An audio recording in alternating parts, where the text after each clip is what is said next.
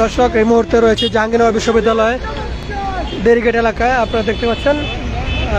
এখন কিন্তু আবারও এই শিক্ষার্থীরা রাস্তা অবরোধ করে দিয়েছে।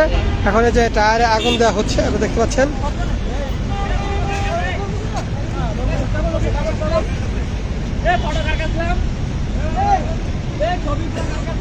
এটা কি মোবিল নাকি না পেট্রোল?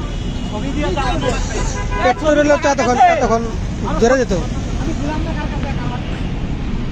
বিসিএস 47তম বিসিএস এর যে পরীক্ষা রয়েছে, লিখিত পরীক্ষা, সেই লিখিত পরীক্ষার তারিখ পেছানোর দাবিতে জাহাঙ্গীরনগর বিশ্ববিদ্যালয়ের সাধারণ শিক্ষার্থীরা তারা কিন্তু এখানে মহাসড়ক অবরোধ করে আন্দোলন করেছে।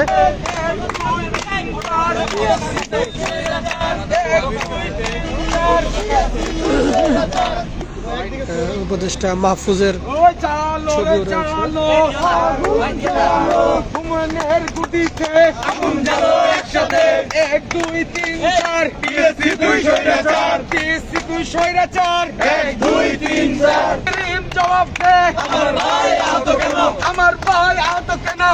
ছবি পুড়িয়েছি আসিফ মাহমুদ, সজীব ভুইয়া এবং মাহফুজ, উপদেষ্টা মাহফুজের, এবং একই সাথে আমরা ছবি পুড়িয়েছি পিএসসি চেয়ারম্যান মোনেমের।